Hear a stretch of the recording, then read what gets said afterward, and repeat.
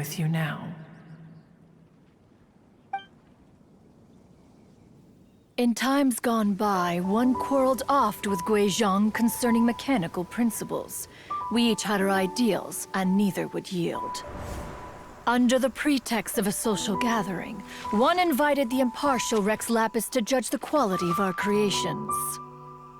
But Rex Lapis declared that Guizhong's Obscuro Vulpus mechanism was superior. Though one was too proud to acknowledge it, in one's heart, one knew that Guizhong was indeed the superior talent in the mechanical arts. As for the story between Guizhong and Streetward Rambler, that begins with a certain bell. In Guizhong's opinion, while mechanisms were no substitute for human composers, they were yet capable of producing simple but fine melodies.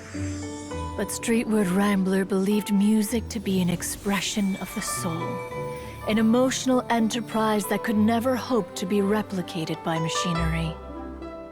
They argued endlessly, until one asked Rex Lapis to intercede. He confiscated the bell and designated it for ceremonial use.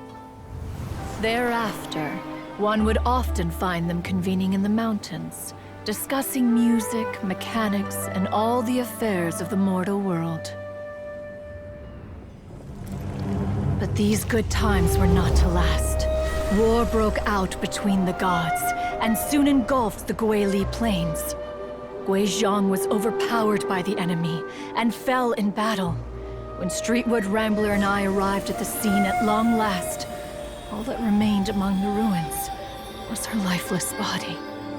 After this, at Streetwood Rambler's request, Rex Lapis granted her the cleansing bell for safekeeping. To honor our friend's memory, one made a few finishing touches to her ballistic device.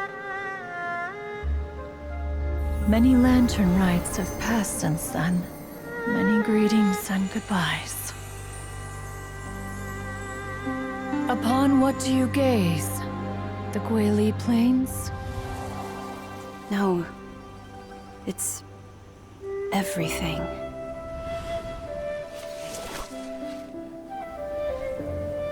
We think of human life as like a lantern that's lit one minute and extinguished the next. But are we Adepti so different? Perhaps as dust settles after a storm, we too must one day return to the world below. One has always been austere and private by nature, and has never relished socializing.